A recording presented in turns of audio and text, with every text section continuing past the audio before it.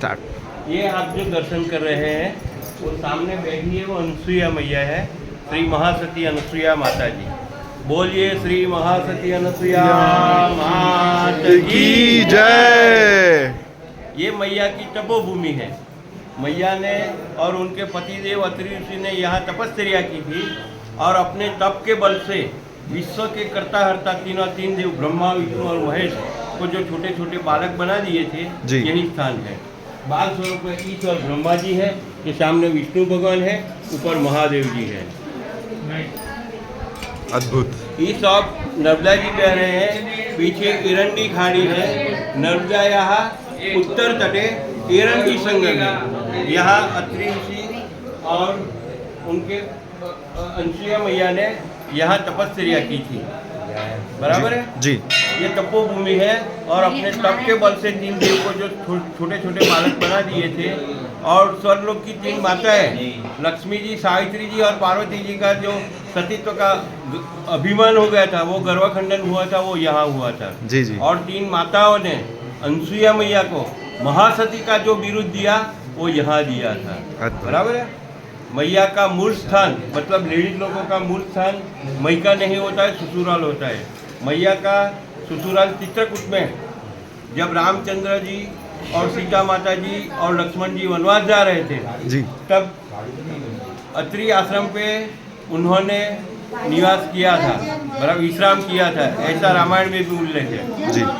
Baba ji please please, Baba ji please.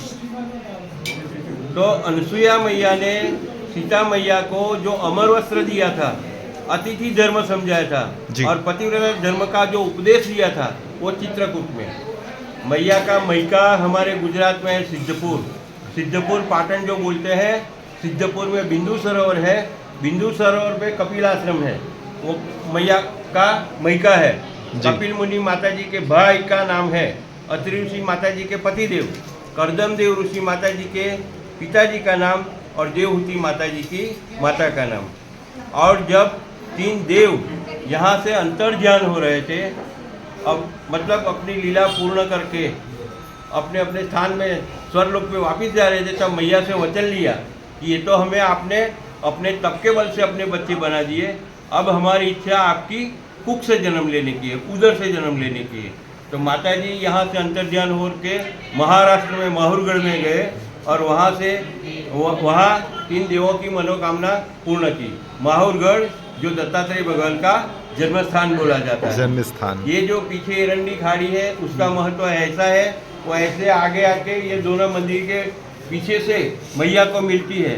Narmada पुराण में उल्लेख है, गौ हत्या, ब्रह्म हत्या और बाल हत्या का पाप का निवारण वो जहाँ मैया को मिलती है, संगम होता है, वहाँ होता है। और ये पीछे जो देखना तब शूटिंग कर रहे जी, ये कुंड है। हाँ, गंगा कुंड। ये गंगा कुंड है, गंगा माता है जी। जब माता जी और अत्रि तपस्या कर रहे थे, तब सालों का साल का अकाल पड़ा था। उसी वक्त प्लीज नो नॉइज, तो उसी वक्त में अत्रि ऋषि ने ध्यान में से जागृत होकर मैया से जल की मांग की। नर्मदा जी तो ईश्वर बह ही रही थी, लेकिन बिल्कुल धागे के स्वरूप में। बिल्कुल। मैया पानी के लिए, जल के लिए बहुत घूमी, लेकिन मैया को पीने लायक जल प्राप्त नहीं हुआ। आखिर में अनसुईया मैया ने गंगा मैया को प्रार्थना की जी कि आप यहाँ प्रकट हो, जिससे मेरे पति देव की तृषा शांत हो। तो गंगा मैया ने क्या कहा कि आप जो तपस्या कर रहे हैं, उस तपस्या का एक साल का फल मुझे दो तो मैं वहाँ आऊँ। तो उसी वक्त तो आज की तरह जी पे फोन पे कुछ था नहीं, सिर्फ संकल्प चलता था। तो अनसुईया मैया ने संकल्प के द्वारा अपनी एक साल की तपस्या का फल गंगा मैया को दिया जी। तो अश्विन मास में शुक्ल पक्ष में सप्तमी तिथि को गंगा मैया यहाँ प्रकट हुई, जिसके आप दर्शन कर रहे हैं जी जी। और दूसरी गंगा सप्तमी बैसाखी में आती है। उसी दिन गंगा मैया चांदोद, दक्षिण प्रयाग तीर्थ बोलते हैं, उसके बगल में गंगनाथ जी महादेव जी का मंदिर है, वहाँ प्रकट हुई थी। और ये जो पीछे खाड़ी है, उसकी मिट्टी का महत्व ऐसा है कि यहाँ मैया ने तपस्या की, तीन देव बाल स्वरूप में यहाँ 6 मास के लिए मैया के साथ रहे। इसके प्रभाव से ये एरंडी खाड़ी की मिट्टी लगाने से कोई भी चर्म दर्द होता है वो मिट जाता है। लेकिन उसके लिए उनके नियम है। जिसको चर्म दर्द है उसे रविवार का एक बार भोजन करके उपवास का व्रत करना पड़ता है जी। अगर दोबारा भूख लगे तो दूध है, चाय है, कॉफ़ी है, फ्रूट है, दूध का मावा है, मोहरे सिंगदाणे आते हैं, मोहरी कातरी है, वो ले सकते हो। लेकिन वो जो 5-5 रुपये वाले पड़ीके आते हैं हाँ। सिंधव नमक युक्त उपवास के लिए खास, वो भी नहीं ले सकते। नमक मीन्स नमक, सादा हो या रॉक सॉल्ट हो। और हमारा धर्म का नियम है कि जिस दिन हम 2 बार अनाज पा लेते हैं और 2 बार नमक पा लेते हैं उसी दिन हमारा उपवास नहीं माना जाता है। बराबर। बिल्कुल। जिसे चर्म दर्द है उसे दही का हम टेक देते हैं, उसे दही नहीं खाने का। दही की बनावट सब खा सकते हैं, चिकन, कढ़ी, मठा, लस्सी, छाछ, रायता सब साथ खा सकते हैं, दही वड़े भी खा सकते हैं जैसी। लेकिन जिसको हम दही कहते हैं वो खाने का नहीं होता है। बराबर जी। है। और जब तक मिट ना जाए हाँ। और मिट जाने के बाद भी जब यहाँ आके मैया के दर्शन न कर जाओ तब तक रविवार के उपवास का व्रत भी करने का होता है और दही के टेक का भी पालन करने का होता है। और सबसे अगत्य का नियम ये है कि इस ओर के अलावा सबसे बड़ा नियम पवित्रता का है। अब हम मिट्टी पूजन करके देते हैं तो पूजन हो जाने के बाद वो मिट्टी नहीं रहती, लेकिन मिट्टी के स्वरूप में माता जी अपने घर पे आती है, ऐसी अमान्य रखनी पड़ती है। पवित्रता का पूरा ख्याल रखना पड़ता है।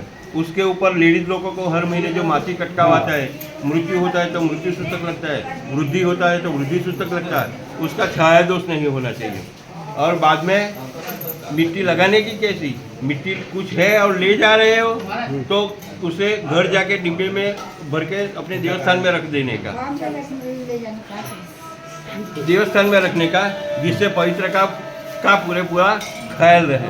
और लगाने की कैसे कि सुबह में स्नान करने के बाद पवित्र हो जाने के बाद मैया के नाम का एक अलग से दीपक जला देने का होता है, प्रज्वलित कर देने का होता है।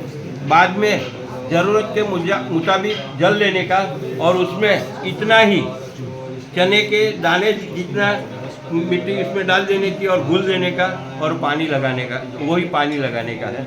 ऐसा ये नियम है। बहुत बहुत और ये धन्यवाद। अनसुईया मैया का मंदिर गुजरात में बड़ौदा जिले के सिनोर तहसील में अंबाली गांव की हद में आया है।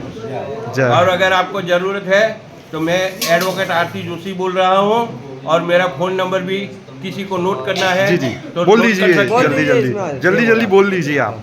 94094087 फिर से बोल दीजिए, कोई दिक्कत नहीं। मैं बता देता हूँ, आप उसमें ये कर बिल्कुल ऐड हो जाएगा।